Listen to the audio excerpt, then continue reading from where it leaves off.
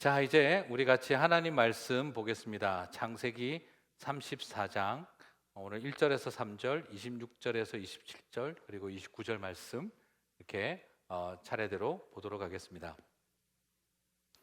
레아가 야곱에게 낳은 딸 디나가 그 땅 여자를 보러 나아갔더니 히위 족속 중 하몰의 아들 그 땅 추장 세겜이 그를 보고 끌어들여 강간하여 욕되게 하고 그 마음이 깊이 야곱의 딸 디나에게 열련하며 그 소녀를 사랑하여 그의 마음을 말로 위로하고 칼로 하몰과 그 아들 세겜을 죽이고 디나를 세겜의 집에서 데려오고 야곱의 여러 아들이 그 시체 있는 성으로 가서 노략하였으니 이는 그들이 그 누이를 더럽힌 연고라. 그 모든 재물을 빼앗으며 그 자녀와 아내들을 사로잡고 집 속의 물건을 다 노략한지라. 아멘. 잘 안 나오시죠? 네. 오늘 본문은 34장 1절부터 30절까지를 쭉 전체를 다 다루고 오늘 다시 강해를 이제 54번째 강해를 이어가게 되겠는데요.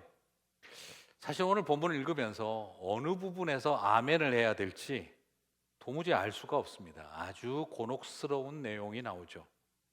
도대체 이 내용에서 도무지 뭘 배우라고 기록된 내용일까라는 이 마음의 질문이 생길 정도입니다. 그런데 가장 곤혹스러운 것은 도대체 피해자의 고통과 아픔을 향한 치유와 회복의 과정이 전혀 보이지 않는다라는 거예요. 소위 말해서 애매한 나쁜 놈들, 이상한 놈들은 참 많이 나오는데 아픈 이에 나쁜 자들은 많고 나쁜 놈은 많은데 아픈 이의 치유와 위로가 전혀 보이지를 않는다는 것입니다. 오늘 본문에서 가장 곤혹스러운 것은 거기에 있습니다. 그래서 저는 오늘 설교 제목을 디나 없는 디나 이야기라고 이야기를 잡았습니다. 사실 오늘 이야기에서 가장 큰 일은 고통당한 디나입니다. 하지만 오늘 본문 1절에서 30절까지 어디를 찾아봐도 고통당한 디나는 보이지를 않습니다. 디나를 둘러싼 사람들의 이야기, 세겜의 이야기, 오라비들의 이야기, 야곱의 이야기는 오늘 가득 차 있습니다. 그러나 슬프게도 성폭행을 당하고 고통을 당한 디나의 고통과 눈물은 전혀 다루어지고 있지 않습니다. 그때나 지금이나 성폭행을 당하고 이런 고통을 당하고 있으면 이런 잘못된 관행과 태도들이 일어나는 것 같아요. 가장 고통스러운 디나의 관점에는 어느 누구도 관심을 갖고 있지 않습니다. 그저 주변인들이 자신들 각자의 이해관계에 따라서 자기들 방식으로 해결책을 찾아가고 있는 것이지요. 정말 피해자의 아픔과 고통의 입장에서 해결책이 나오고 있는 것이 아니라 주변에 있는 사람들의, 가해자들과 주변인들의 관점과 관심에 따라 해결책 아닌 해결책을 찾아가는 이야기가 난무합니다. 내 방식의 사랑, 내 방식의 고통에 대한 해법만 열심히 제공해주고 있습니다. 피해자인 디나가 원하는 해결책이 뭔가에 대해서는 어느 누구도 관심을 갖고 있지 않습니다. 야곱의 아들들, 디나의 오라비들의 행동을 정당화하고 세겜의 억울한 죽음 이야기에 대해서 많은 이야기들을 합니다. 하지만 정작 더 중요한 것은 피해자 디나는 어떤 마음이었을까? 아무도 그 이야기가 나오지가 않아요.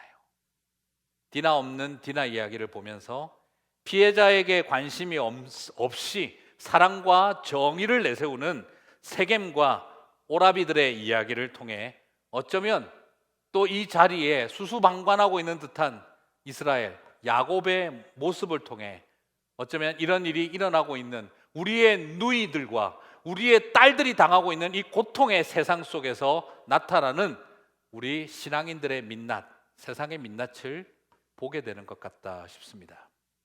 막연히 야곱과 그 집안 오라비들의 편들기를 오늘 할 문제라고 생각하지 않습니다. 그렇다고 해서 억울하게 당한 세겜과 하몰의 편들기도 할 문제가 아니라고 생각합니다. 아멘이라고는 한마디도 나오지 않는 이 상황을 바라보면서 그들의 모습을 통해 세상의 모습과 우리들의 신앙인들이라고 하는 우리들의 민낯을 한번 살펴봤으면 좋겠습니다. 반면교사로 그들의 모습을 통해 우리들의 속모습을 살펴보고 좀 더 우리가 피해자와 고통받는 사람들을 배려하고 고통받는 사람들의 마음으로 섬기게 되어지는 믿음의 백성이 되는 계기가 마련되어졌으면 좋겠습니다.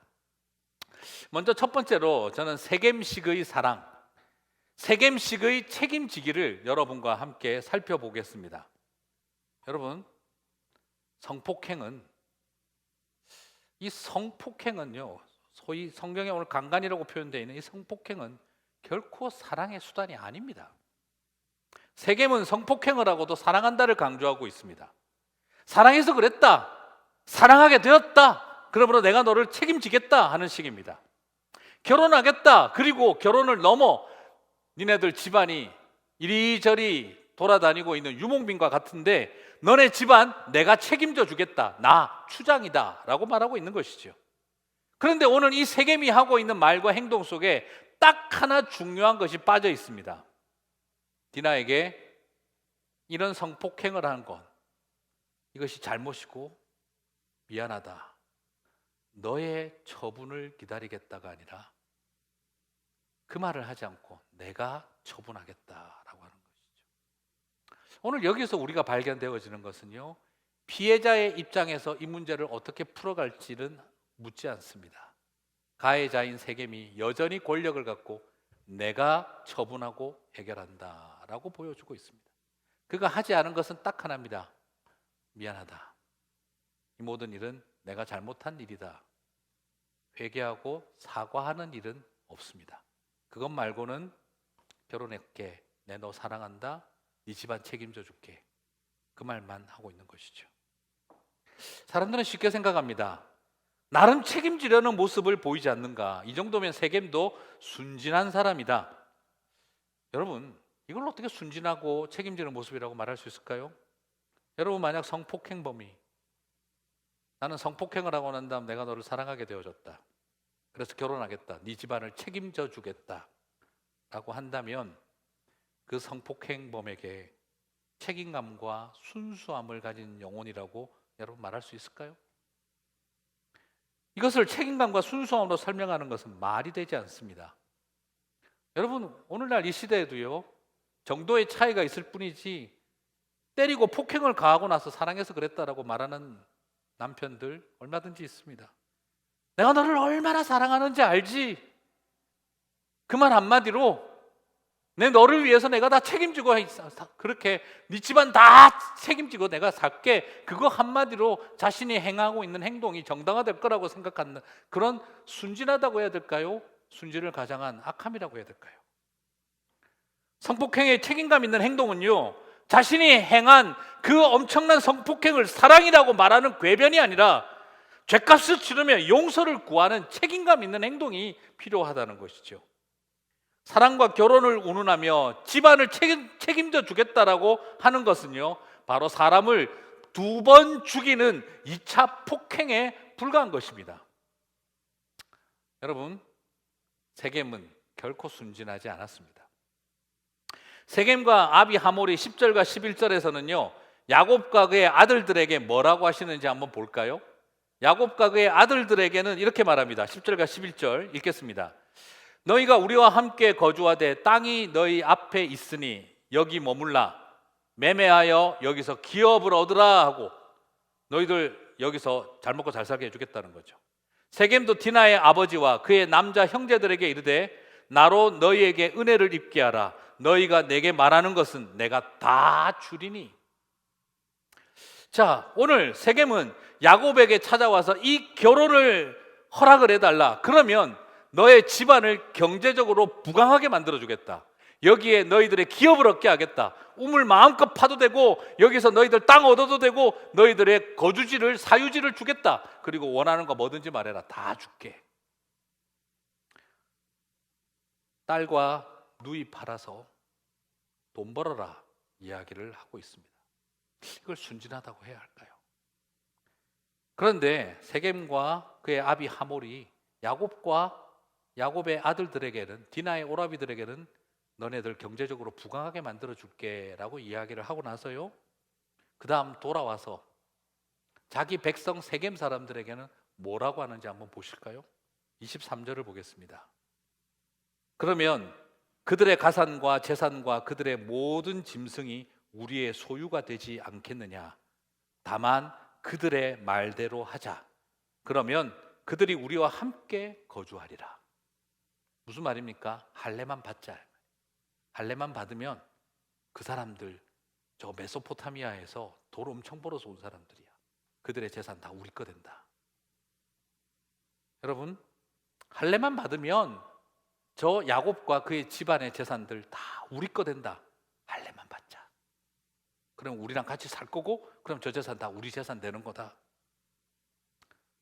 여러분, 아직도 많은 사람들이 세겜은 책임지는 사랑을 하고 야곱의 집안에게 경제적인 혜택을 주려고 했다라고 생각하지만, 세겜과 그의 아비 하몰은 자기 백성들을 만나서는 야곱과 그의 아들들에게는 갖고 싶은 거 다 줄게 했지만, 그러나 자신의 사람들에게는 저거 다 결국 우리 거 되는 거다라고 이야기를 하고 있었던 것이죠. 우리는 여기에서 무엇을 발견하게 됩니까? 이런 세겜 방식의 사랑, 세겜 방식의 책임지는 행동은 더욱 피해자를 2번 죽이는 고통을 줍니다. 그리고 이 속에는 시작은 사랑이라는 이름이었으나 결국 나중은 경제적인 딜로 가고 있는 것을 보게 됩니다. 말은 사랑으로 시작했지만 결국 돈 문제로 끝나고 있습니다. 경제적인 혜택을 주겠다고 했고 결국에는 자기 사람들에게는 우리에게 경제적인 혜택이 생긴다. 물론 좋게 보면 윈윈 전략이었다라고 말할 수도 있겠지만, 그러나 이 속에서 우리는 무서운 이중 플레이도 숨어 있는 것을 보게 됩니다. 그리고 한 걸음 더 나아가서 그것조차도 야곱을 속이는 속임수였습니다. 돈을 줄 생각이 있었는 건지 돈을 뺏을 생각이 있었는지 속을 알 수가 없는 상황입니다. 세상의 무서운 논리와 방법이 우리 안에 있는 것은 아닌지, 이런 모습들이 우리 안에 세겜의 방식에 이런 협상이 우리 안에 있지는 않는지, 성폭행을 사랑으로 바꾸고 사랑을 결국에는 돈으로 흥정해가는 모습, 욕망은 사랑으로 둔갑시키고 사랑을 내세워서 결국에는 이 모든 것이 돈 문제가 되게 만들어가는 경제적인 입속 차리기로 바뀌어가는 이 모습. 사랑하는 성도 여러분, 우리가 어떤 인생들입니까? 우리가요, 욕망을 사랑으로 둔갑시키고 경제적인 욕망을 사랑의 이름으로 둔갑시키는 일에 익숙한 사람들입니다. 세겜식의 책임지기, 우리 안에 이런 모습이 존재하지 않는지를 오늘 이 스토리는 우리들에게 도전하고 있습니다. 세상의 본질이기도 하지만 어쩌면 우리들의 모습이기도 합니다. 이건 세상의 모습이지, 아니요, 우리의 모습일 수 있습니다. 디나의 오라비들을 한번 살펴볼까요? 2번째로 살펴보고 싶은 것은 야곱의 아들들, 디나의 오빠들입니다. 여러분, 성폭행이 사랑의 수단이 아닌 것처럼 할례가 학살의 수단이 되어서는 안 됩니다. 오빠들은 디나의 고통보다 이스라엘의 가문의 명예와 영광에 민감했습니다. 7절을 보니까 야곱의 아들들은 들에서 이를 듣고 돌아와서 그들 모두가 근심하고 심히 노하였으니 세겜이 야곱의 딸을 강간하여 이스라엘에게 부끄러운 일, 곧 행하지 못한 일을 행하였음이더라 라고 하고 있어요. 여러분, 지금 뭐라고 하고 있습니까? 그들이 근심하고 심히 노했습니다. 이유는 이스라엘에게 부끄러운 일을 행하였기 때문이라는 거예요. 물론 맞아요. 고대 사회의 특징상 가족의 명예에 대한 분노, 이해 못할 바는 아닙니다. 하지만 왜 동생을 향한 연민보다, 동생을 향한 그 고통에 대한 아픔보다 왜 집안에 대한 분노가 선행되고 있는 걸까요? 이스라엘에게 이런 부끄러운 일을, 행하지 못할 일을 행하다니 그들의 가슴 속에는 왜 오히려 집안 이야기가 나오고 있는 걸까요? 어쩌면 오늘 이 야곱의 아들들, 디나의 오라비들에게서 발견되어지는 것은 집안 망신이고 집안에 고통을 주고 집안의 명예를 먹칠하게 하는 일을 그들이 행했다라는 데 관심이 있습니다. 여러분, 아픈 사람보다 우리는 집안의 명예가 더 중요한 건 아닐까?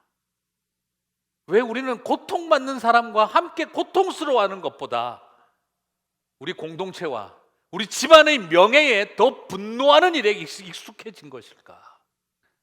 오늘 어쩌면 이들이 세상 사람들이 아니라 이스라엘로 불리운 하나님의 백성들도 여전히 동일했던 모습을 보게 됩니다. 그 결과는 끔찍합니다. 생명을 살리는 의식인 할례를 생명을 죽이는 의식으로 둔갑시켜 버립니다.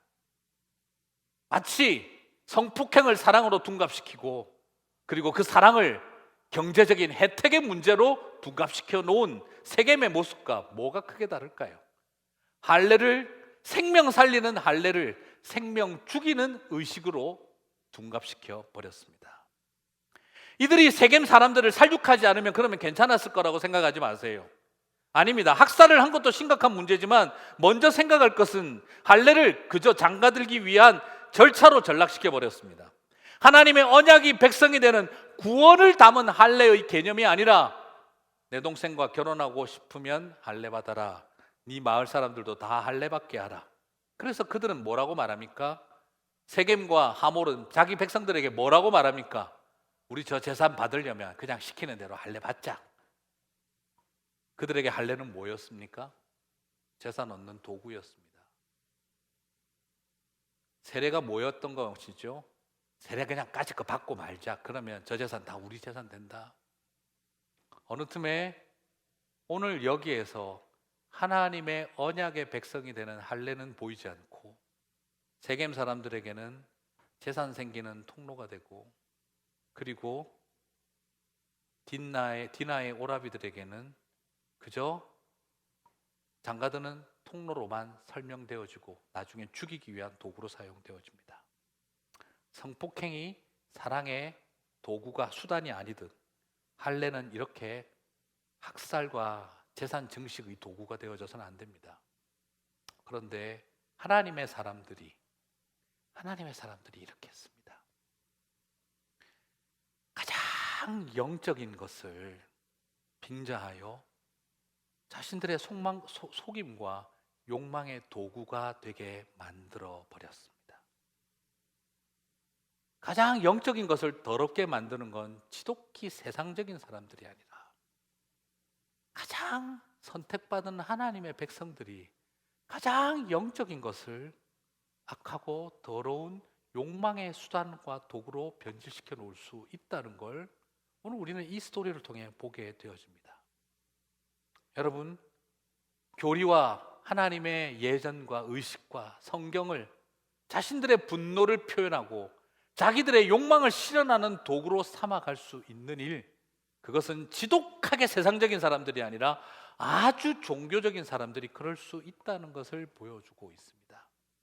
예수님을 십자가에 못 박도록 한 사람들은요, 지독히 세상적인 사람들이 아니라 아주 그 시대의 가장 종교적인 사람들이었습니다. 오늘 우리는 여기에서 발견하게 됩니다. 생명 살리는 의식을 우리는 생명 죽이는 의식으로 바꿀 수 있는 사람들이다라는 것이죠. 그리고 오빠들은요, 정말 디나를 위해 복수를 한 걸까요? 여러분 29절을 한번 보시겠습니다. 정말 디나를 위해 복수한 걸까요? 그들의 모든 재물을 빼앗으며 그들의 자녀와 그들의 아내들을 사로잡고 집 속의 물건을 다 노략한지라. 여러분, 죽이기만 한 것이 아니라 디나의 오라비들은, 야곱의 아들들은요, 죽이고 난 다음에 시체가 있는 그 마을에 다시 들어가서 재물 다 빼앗고 그들의 자녀와 아내들을 사로잡고 집 속의 물건도 노략했다고 말하고 있습니다.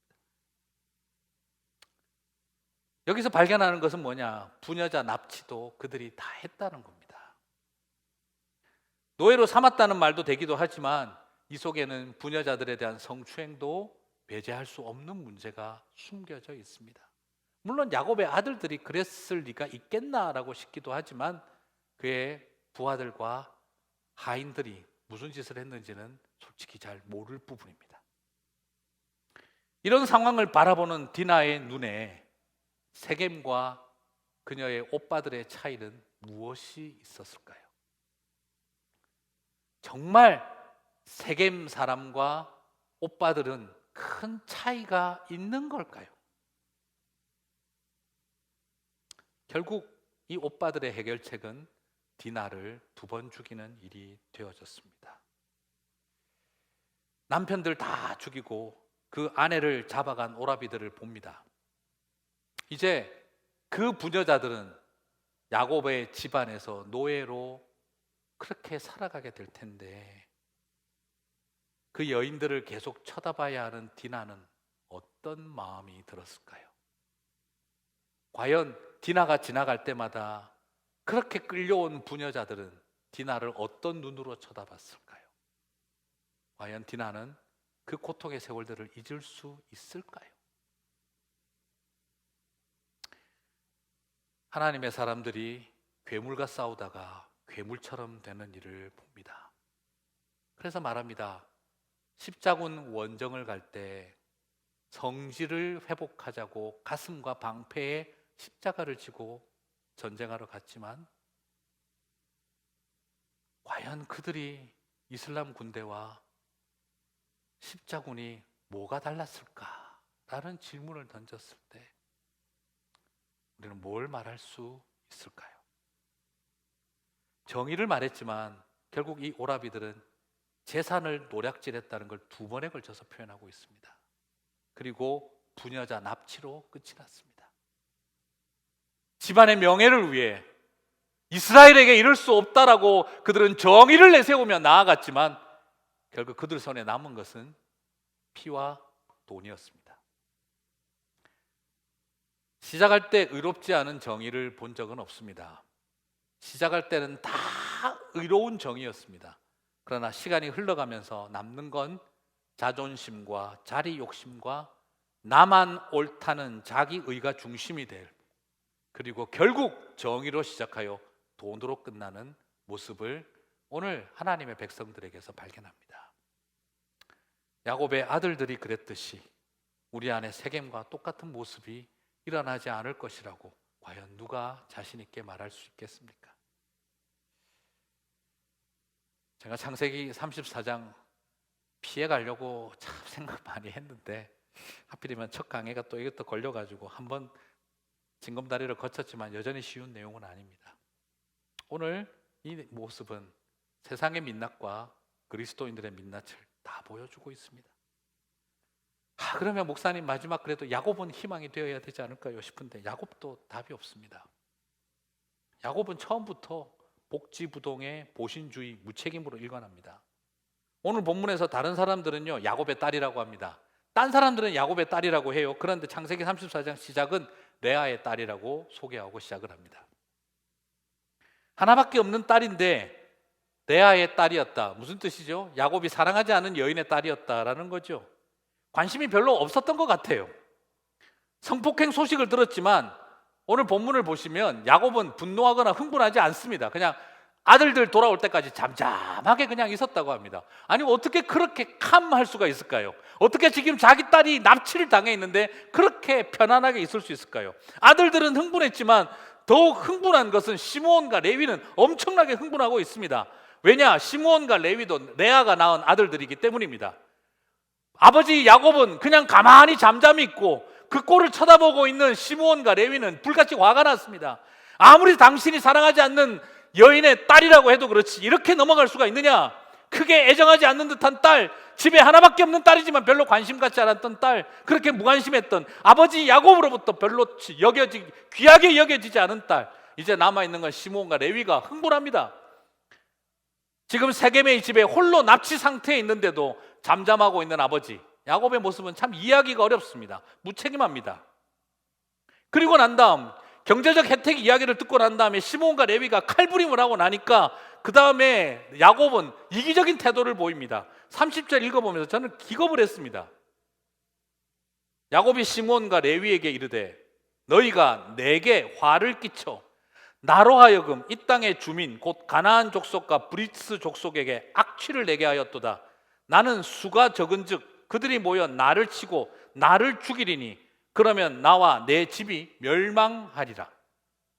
나와 내 집이 멸망하리라에 시몬과 레위는 마치 빼버린 것 같습니다. 딴 사람 취급합니다. 그리고 나중에 야곱이 죽을 때 12아들 기도해 줄 때 시므온과 레위를 향해서는 한마디도 축복하지 않았습니다. 참 야곱 안에 있었던 연약함을 봅니다. 여기에 제일 많이 나오는 인칭이 1인칭입니다. 너희 때문에 내가 화를 당하게 됐다. 이 두 아들 때문에 내가 지금 고통당하게 됐다.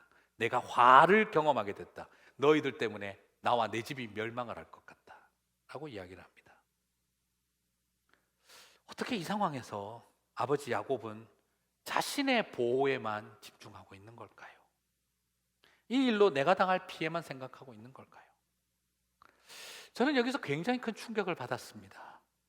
과연 하나님의 사람이 이럴 수가 있는 걸까?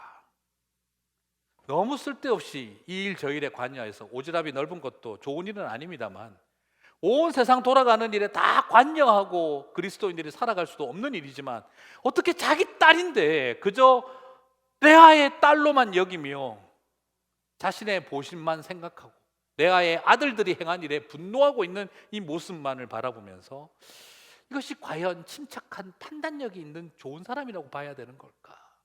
저는 굉장히 복잡한 마음이 들었습니다. 이 땅을 살아가는 우리의 이기주의를 도전하고 있습니다. 우리의 누이, 우리의 딸들이 죽어가고 고통당하고 있는데 나한테 피해만 되지 않으면 넘어가려고 하는 이 땅의 우리들의 모습을 도전하고 있는 건 아닐까요? 엄청나게 많은 사람들이 끊임없는 성추행과 폭행에 시달리고 살아가고 있는데 괜히 복잡한 일에 엮이면 나한테 피해가 온다 생각하고 끊임없이 자기 보호에만 에너지를 쓰고 있는 하나님의 백성들의 모습을 지금 성경은 우리들에게 고발하고 싶은 것은 아닐까요? 불의에는 관심 없고 오직 불이익에 예민해져 있는 하나님의 백성들의 모습을 돌아가고 우리에게 보여주고 있는 건 아닐까요? 이 땅을 살아가면서 어느 틈에 나한테 피해만 안 오면 된다라는 생각으로 우리는 이런 고통을 울부짖는 누이들과 울부짖는 딸들의 서름을 외면하고 이 땅 가운데 있는 건 아니었던 걸까요? 이스라엘의 안위도 중요하지만 우리는 오늘 여기서 선한 사마리아인의 비유를 떠올리게 됩니다. 길거리에 강도를 만나 죽어가고 있는 사람들 옆을 지나갔던 정말 그 하나님의 사람들, 오늘 우리에게 이 모습을 도전하고 있는 건 아닐까 돌아보게 되어집니다. 저는 오늘 본문으로 메시지를 전하면서 많은 분들이 디나의 문제를 지적하는 경우를 봅니다. 심지어 어떤 또 목사님은 1절을 가지고 이 모든 사태의 원인은 다 디나 때문이다 라고 들은 적도 있습니다. 레아가 야곱에게 낳은 딸 디나가 그 땅의 딸들을 보러 나갔더니 하는 1절을 가지고 집에 안 있고 파티 돌아다니고 또 누가 더 예쁜지 예쁜 여자들하고 경쟁하고 그런 것도 보러 구경 다니다가 소위 말해서 집에 있지 않고 혼자 돌아다닌 디나의 방정치 못한 몸가짐과 삶 때문에 그렇다라고 이 일을 평하고 있는 것이죠. 여러분, 이렇게 접근되어져서는 안 됩니다. 이것은 완전히 성폭행 당한 사람에게 네가 평소에 어떻게 하고 다녔길래 이런 일을 이번에 겪고 난 다음에 네가 너 자신을 돌아보면 한번 잘 생각해 봐야 된다. 평소에 옷 입은 거 생각해 보고 다시는 그렇게 하고 다니지 않도록 해야 된다. 피해자가 나쁜 행실이 있지 않았나? 피해자가 좀 남들 보기에 해퍼 보이지 않았나? 피해자가 함부로 돌아다니는 일이 잘못한 거 아니냐? 그래서 피해자의 나쁜 행실 때문에 순진한 가해자가 만들어진 것처럼 만들어버리는 일이죠. 이것은 매우 잔인하고 부적절한 말입니다. 2차 가해가 끊임없이 일어나는 방법입니다. 평소에 행실이 좀 그랬더라며 라고 사람들이 말을 하는 것이지요. 옛날에도 그런 전력이 있대 얘가 그렇게 자꾸 말을 만들어내는 것이지요. 그리고 그런 모습에 대해서 이런 일이 일어나는 것은 자기가 자초한 일이라고 만들어가는 것이지요. 세겜을 두둔하고 오빠들을 두둔하고 디나를 지적하는 접근은 가해자를 2번, 3번 죽이는 방식입니다. 우리는 이 땅에서 고통당한 사회적 약자에게 그렇게 대하면 안 되는 겁니다. 디나는 가정 안에서 2번 죽고 또 오늘날 이 시대에 어쩌면 우리들의 설교자들을 통해 우리들이 가지고 있는 막연한 시각을 통해 평가에 되었던 우리들의 나눔과 말들 속에 디나는 수백 번, 수천 번도 더 가해를 당했는지도 모르겠습니다. 사랑하는 성도 여러분, 우리는 좀 더 너그러워져야 합니다. 고통받는 사람들에게 네가 왜 고통당하게 됐는지 이유를 찾아봐. 폭행을 당한 사람에게 왜 네가 폭행당하게 됐는지 이유를 생각해봐.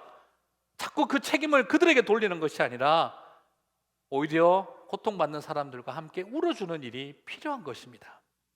고통을 준 사람을 징벌하는 징벌적 정의만 찾지 말고 고통을 당한 사람들을 돌보며 그 아픔과 함께하는 회복적 정의를 우리는 추구해야 하는 것입니다. 나쁜 놈을 처벌했다고 해서 정의를 다 이루는 게 아닙니다. 아픈 이들이 회복될 때까지 돌봐야 정의가 실현된 겁니다. 나쁜 이들을 벌 준다고 정의가 완성되는 것이 아니라 그건 첫 단추가 시작된 것일 뿐입니다. 나쁜 일을 벌 주는 걸 넘어 아픈 일을 보듬어 주기 시작할 때 우리는 정의가 실현된다라고 말할 수 있는 것입니다. 울지 말라고 혼내면 안 됩니다. 그만 아파하라고 강요해도 안 됩니다. 아픈 이들이 충분히 아파하고 충분히 감싸 안아 주어야 우리는 그것을 참 정의롭다라고 말할 수 있는 것입니다. 사랑하는 성도 여러분, 우리는 이런 보듬어 줌이 필요합니다. 말씀을 정리하겠습니다. 디나 없는 디나 이야기를 보면서 가장 강력하게 말하고 싶은 것은 오빠들의 학살도 비판하는 것이 목적이 아니고 할례를 학살의 도구로 삼았다는 것, 그걸 비판하는 것도 아닙니다. 야곱의 무책임한 태도와 자기 보신주의를 지적하는 것으로 오늘도 끝내고 싶지 않습니다. 오늘 제가 마무리하면서 부탁하고 싶은 것은요, 디나의 고통에 관심 가졌어야 한다는 것이고요.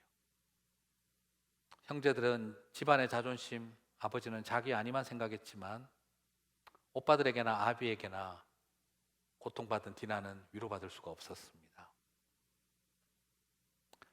가장 큰 문제, 디나를 위해 노력한 사람은 많았지만 디나의 상처와 고통에 관심을 가진 사람들은 없었다는 것, 그것을 기억했으면 좋겠습니다. 오늘날 우리에게 주시는 적용점은 뭘까요? 여전히 이 땅에 많은 여성들이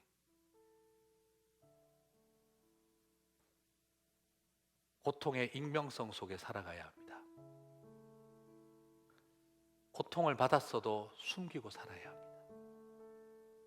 나는 피해자인데 죄인 취급하고 있기 때문입니다. 오늘날 이 땅에 많은 억울한 피해자들이 죄인처럼 살아가게 해서는 안 됩니다. 여러분 주변에 많이 있습니다. 사랑하는 사람의 배신으로 고통당해서 홀로 있게 되신 분들, 그분들이 죄 지었습니까? 왜 피해자가 떳떳하게 살지 못하게 합니까? 왜 이 땅에서 억울한 일을 당하고도 그렇게 죄인이 되어 살아가게 해야 합니까? 나름 다 열심히 했어요. 하지만 어느 누구도 디나의 고통에게 관심을 갖지 않았어요. 제가 교회 고등부 전도사로 있을 때 교회 열심히 섬기던 고등학생, 여학생이 있었는데 얘는 그냥 항상 완벽하게 빈틈없이 옷을 입고 있어요. 머리가 한 올도 흐트러진 것을 보지 못하고 핀의 위치도 똑같이 양쪽 딱 맞게 빈기고 항상 옷이 목까지 딱 올라오는 브라우스 카라 끝까지 잠그고 그리고 팔도 보이지 않고 늘 그냥 긴 브라우스에 위에 다시 조끼에 그 위에 정장 입고 치마 입고 스타킹 신고 양말 신고 구두 딱 맞추고 하나도 변듯한 아이. 자기는 어떻게 저렇게 단정해가고 다닐까? 수련회를 갔는데 수련회를 갔으면 이제 애들이 여름 수련회 얼마나 덥고 힘들어요. 이틀 밤 내내 이틀 내내 단정한 옷에 스타킹에 양말 신고 그렇게 예배를 드리는 아이였어요. 전 처음에 너무너무 귀하게 생각하고 어떻게 저렇게 예의 바른 아이가 있을까? 근데 마지막 날 저녁 기도해야 하는 시간에 이 아이가 쓰러져서 울기 시작을 했어요. 그리고 저에게 자신이 경험했던 성폭행 당한 이야기를 저에게 했어요. 그러면서 내가 잘못했대요. 내가 평소에 행동이 잘못한 거래요. 그래서 저는 맨발로 다녀지지 못했어요. 스타킹 신고 양말 신고 구두 신고 한치의 빈틈도 보여서는 안 된다고 생각했어요. 다 내가 잘못한 거라고 생각했어요. 근데 오늘 예수님이 나를 자유케 해주셨어요. 오늘 성령께서 저에게 말씀해 주셨어요. 사랑하는 내 딸아, 네 잘못이 아니란다. 이 아이가 우는데 얼마나 슬픈 짐승처럼 눈물을 쏟으며 비명을 지르며 울더라고요. 사랑하는 성도 여러분, 오늘 저는 여러분에게 이 부탁을 드리고 싶습니다. 우리 그리스도인들은 고통받는 사람들을 위해 복수도 해야 합니다. 우리 공동체를 지키는 일, 명예를 지키는 일도 해야 합니다. 하지만 우리에게 제일 중요한 일은 이 땅에 고통당하는 디나와 함께하는 일입니다. 그리고 다가가서 내 잘못이 아니란다. 괜찮은 척 하지 않아도 된다. 우리가 함께한다. 내 잘못이 아니란다. 이 따뜻한 말 한마디를 해주면 됩니다. 우리는 이것 빼고 다 하고 있습니다. 오늘 우리는 이 이야기 속에 다시 한번 들어가서 디나 없는 디나 이야기가 또 쓰여지고 있는 것은 아닌지 우리 자신들을 돌아보며 이 땅에 많은 고통받는 사람들, 특별히 남들에게 말 못할 그 추행과 폭행의 고통을 안고 살아가는 사람들, 아 미투 때문에 이거 큰일이야 이런 이야기 하지 마세요. 미투 때문에 남자들 요즘 다 그냥 고통을 겪고 있다 이런 이야기 하지 마세요. 몇 명 걸렸습니까? 기껏 해봐야 지금. 오늘 우리는 정말 생각해야 됩니다. 이 땅에 고통받고 있는 사람들, 그분들을 위해서 오히려 더 감싸안고 싸매어주는 곳, 그렇게 되어질 때 이제 우리가 써내려가야 할 창세기 34장은 디나 있는 디나 이야기가 되어야 합니다. 오늘 그 이야기를 풀어가는 하나님의 백성들로 이 고통의 세상 속에 함께 서는 그리스도인들 되시기를 주님의 이름으로 축복합니다. 우리 같이 한번 이 시간 기도했으면 좋겠습니다.